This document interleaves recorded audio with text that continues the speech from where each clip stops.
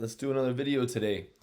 So I had a talk with Daniel last night after um, after my game, and we were discussing what we could do next. We talked about all the things that talked about in the video yesterday, and we came up with a good topic for today, which was talking about your guys' coaching styles and specifically like what are you gonna do this season or in your entire coaching career to become a great coach. And that's a very open-ended question, at least so I thought in the beginning, but the more I've been thinking about it uh, while trying to come up with today's video, I've found that there are a lot of similarities within great coaches. And yes, our personalities and our deliveries can be different, and you can consider that to be the way that you basically make it your own kind of coaching style. But there are a lot of things that I noticed that are similar amongst the great coaches, and I kind of wanted to go through some of them right now with you guys and see if you can come out of here seeing some interesting things. Okay, so right off the bat, the one thing that I was focused on uh, while making this video was that it seemed that all great coaches or all great teachers, all great educators of any kind, they were sure of themselves. And I really like this idea because um, you know people listen to people that are sure of themselves. Now we're saying specifically that I'm not saying that they know everything or that they're right, but they're sure of themselves. And it's a very slight distinction because a fact is it true, but just because somebody seems sure of themselves doesn't mean that what they're saying has to be the only way or the true way. But it works out in their favor because people buy into what they're saying because they think that they are sure of themselves. And I always go back to a story I heard about Christopher Columbus and how, he was trying to get to one location and ended up going into the wrong location. But the whole time they were on the ship, everyone wanted to kill him. They're like, throw him overboard. This guy doesn't know what he's talking about. Let's just get rid of him. And then there are a few people that were like, wait, wait, wait, hold on. Don't throw him overboard. He's the only one who's sure of where we're going. So because he acted so sure, everyone was like, wait a minute, we need this guy. We got to listen to this guy. He seems sure about what he's saying, even though he was completely wrong.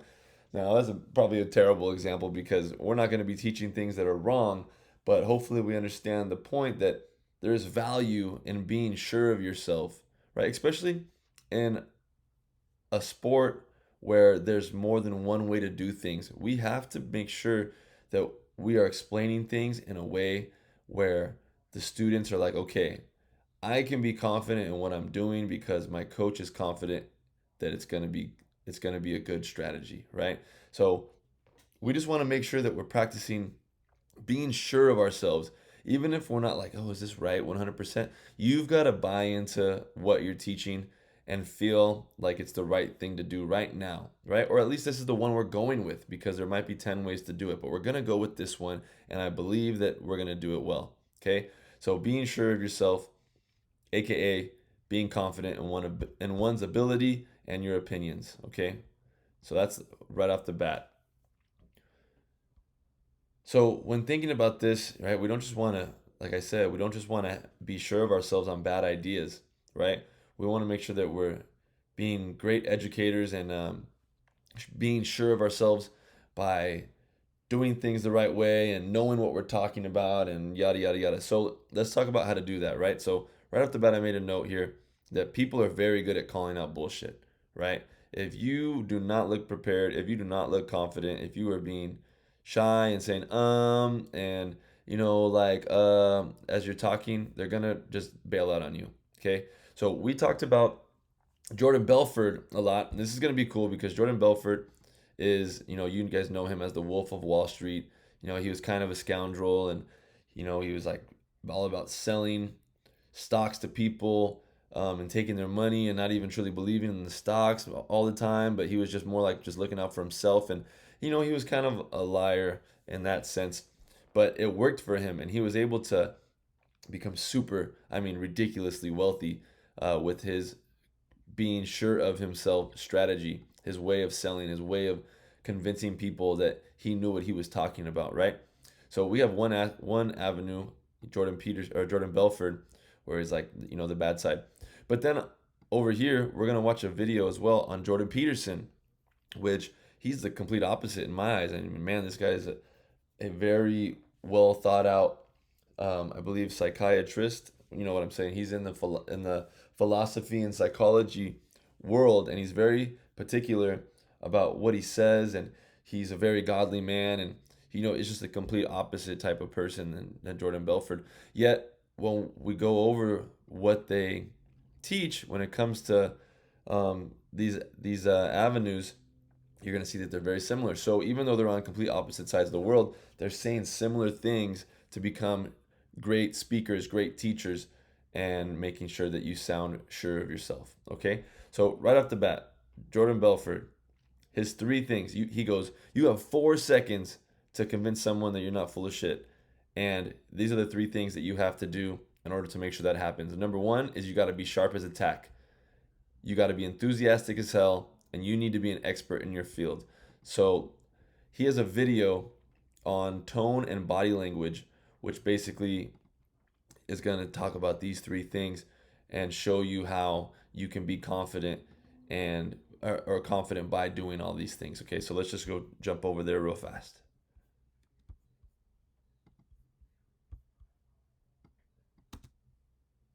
Here's the deal.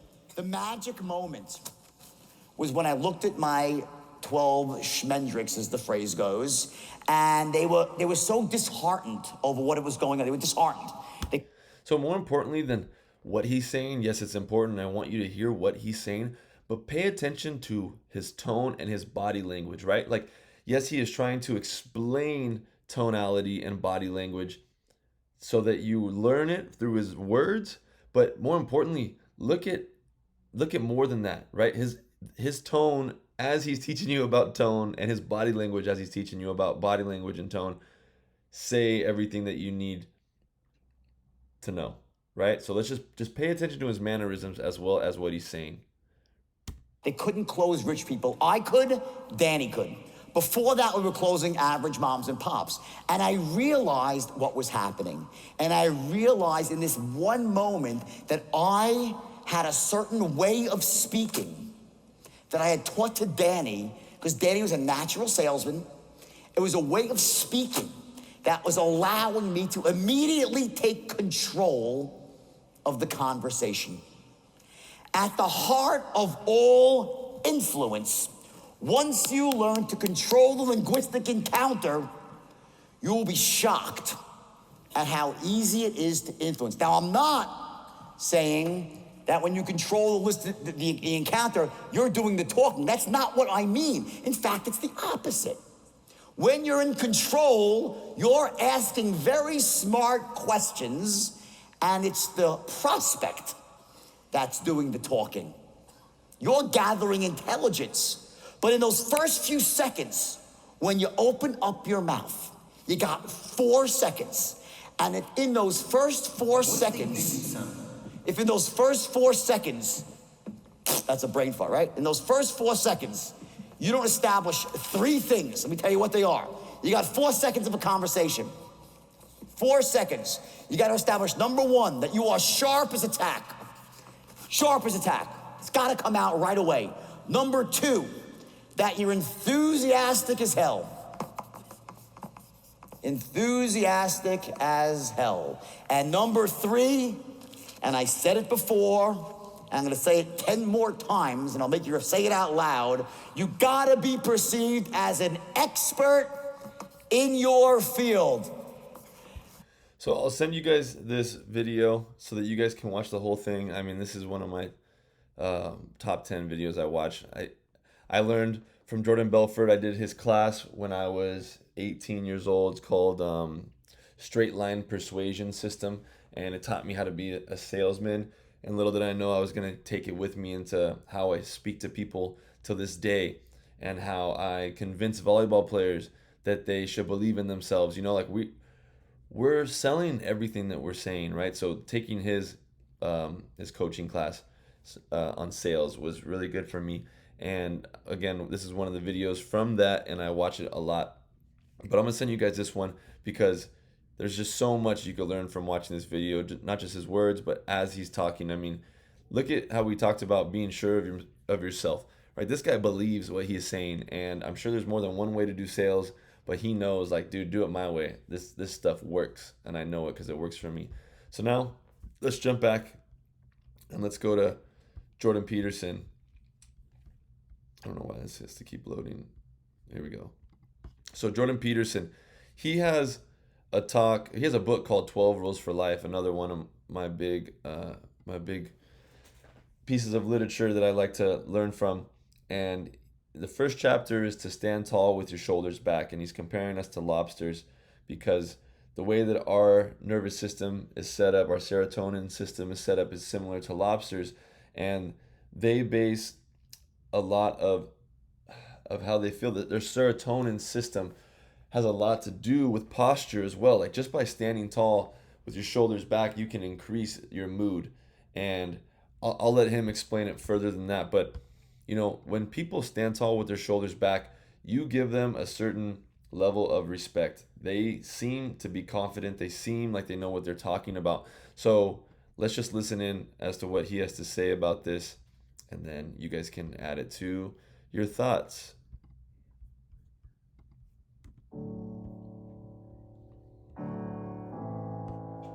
To stand up straight with your shoulders back is to open yourself up to the world. You're not in the defensive crouch of a prey animal, technically speaking. And that is the circuitry that's governing posture. It's prey versus predator, or something like that.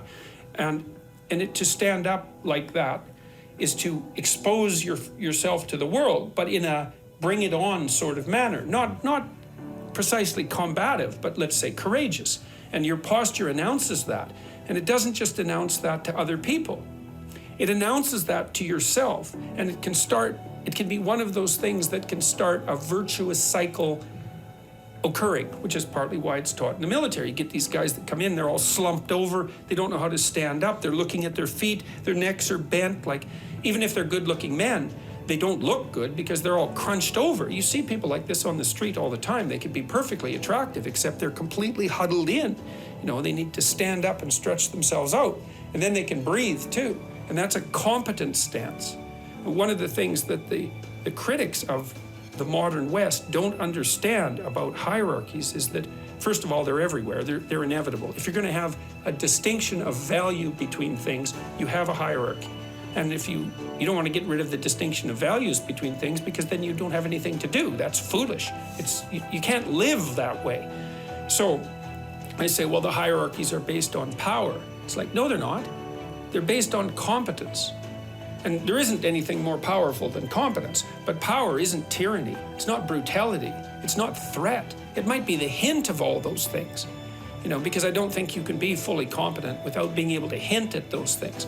But hierarchies in the West are fundamentally based on competence. It doesn't mean they're not flawed, because we miss the mark lots. And there's lots of reasons why perfectly competent people don't attain the position that they deserve and that they should have for their benefit and everyone else's.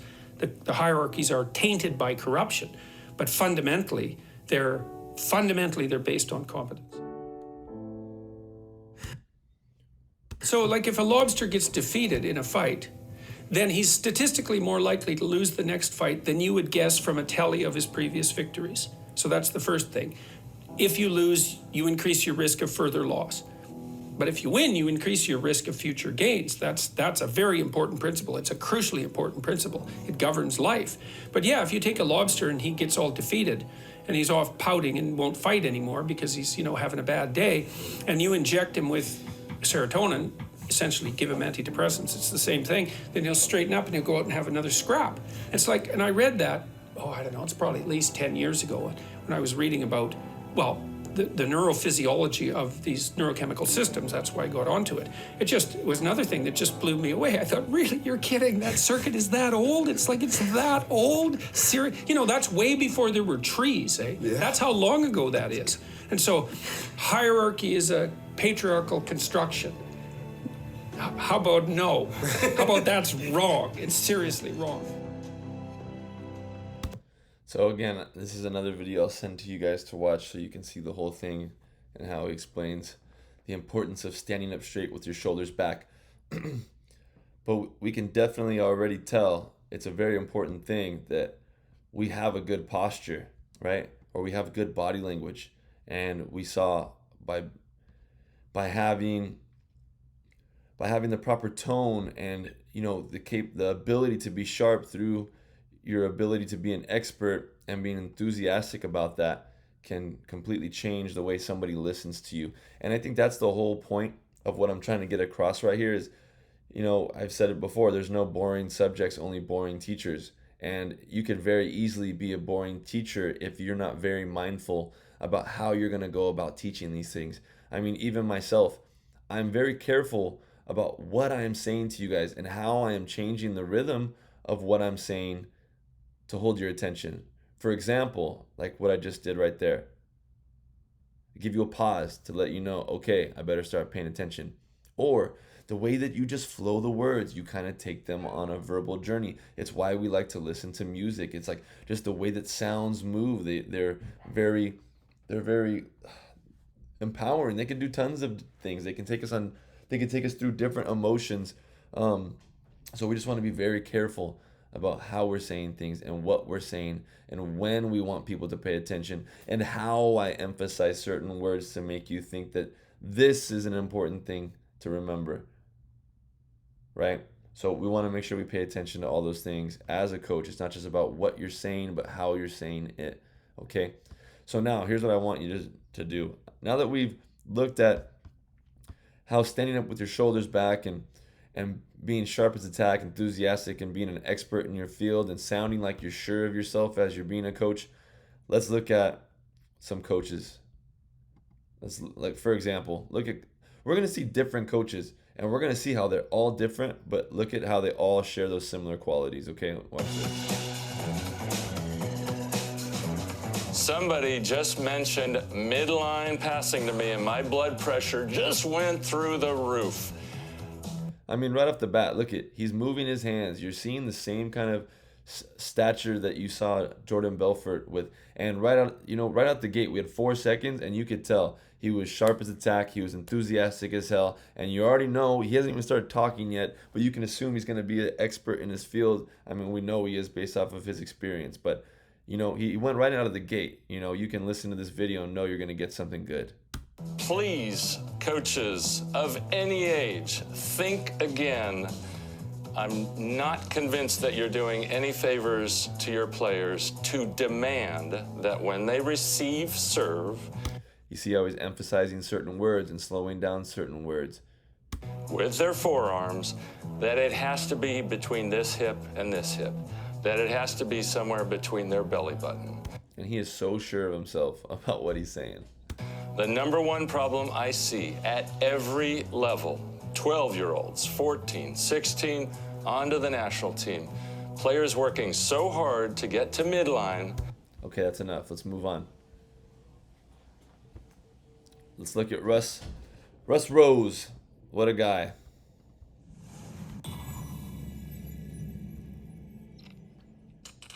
Okay, let's get 2 and 2, same thing, middle, 2 people. Sorry, I'm gonna have to go to my, hey, all of you are involved, all right? I'm an old elementary school teacher. Eliminate games that eliminate kids, over here, over the net, 2, 2, 2, 2, 2, 2, that would be 12 of you, right? Let's figure this out. Good, move in, no, you're right here. Oh, you're killing me here. 10-foot line. This is how it's gonna go. And look, they're just following him. Like, where do I go? What am I supposed to be doing? Oh, hey, you're supposed to be over here, right? Like, he's so sure of himself. He knows what he's doing. He knows the drill. They're just like looking at him for where do I go because of how sure of himself he is. You're gonna hit the ball over the net. You're at the net. You're right here. She's gonna pass it. You're gonna set it back to her. You're gonna hit a down ball over the net, and you're gonna switch positions. Same thing there. Same thing here. Same thing over there. All right. At the net. All right, let's go. So we have 12 people just keeping the ball in play. Oh boy. You should try elbow, knee. Okay, so let's go. Ball control, nice, easy ball control over the net.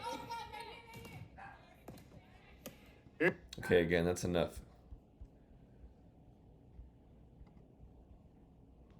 Here at the Bishop's platform work to begin, and then after that, some movement work. I'm here today with Charles Liu. He's an assistant coach here at Bishop's, and Paris Winkler. Paris is our junior libero. Bobbing platform, and by bobbing, if we have the ball approaching, the platform bobs down and then comes up.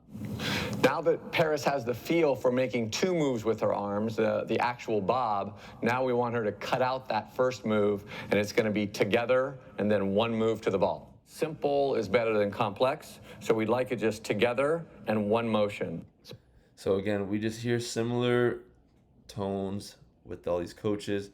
He was very kind of like not robotic. So now we're doing the exact not much body language, and then one move, but you can see cut out it was that less first engaged. move, and it's.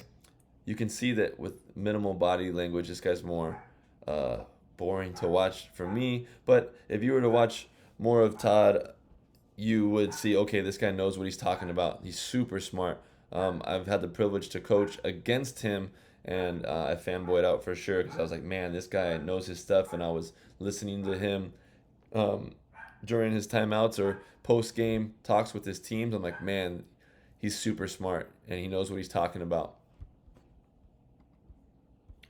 And then this one, man, if you have never seen this, you need to watch this. This is one of my favorite video series to watch, and it's it's basically a roadmap on one of our youth, I think it was 16's Olympic teams, and how they went on to win.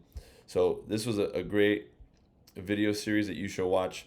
Just right off the bat, look at, he's not even talking yet, and you can see through the videos just like how sure of himself he is. He is using his hand gestures in the videos, and I already know as a coach going to watch these, I can tell it's going to be some good content. So let's just watch this first one real fast.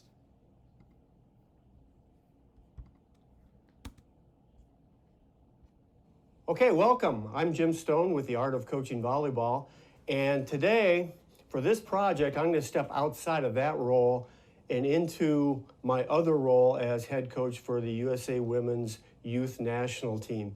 We just returned from Egypt and the FIVB World Championships, and I'm pleased to say that for the first time in the history of USA Volleyball, one of our age group teams, male or female, has won the World Championship. So we're really proud of the group that we had and certainly this accomplishment.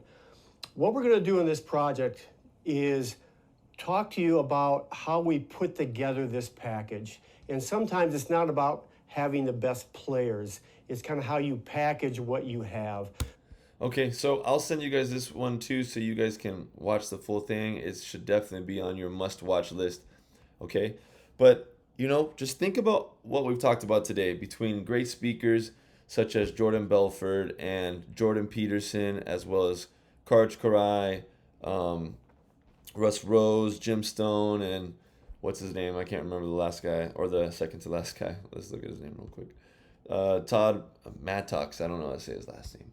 But think about those coaches and all those people and what they represented through these videos and how they were similar, but how they all had their own personalities added to these very similar things, right? And then just think about other great coaches that you know. Think about how me and Coach Daniel coach, and the amount of enthusiasm that you see when we're coaching, and how we've created ourselves to be experts in the field by knowing what we're talking about and being sharp as a tack, right? We're very quick, and we want to know, and we want people to have answers very quickly. And if there's a question, it's like, boom, I'm either on it with a question, with a follow-up question, or on it with like, this is what you got to do, right? Being sure of myself, or being very open with suggestions. Like being sure of yourself can also be like, like there's not, like, admitting there's not one way to do it. You have options, right? You can pick which one works for you, but here are your options, which is almost better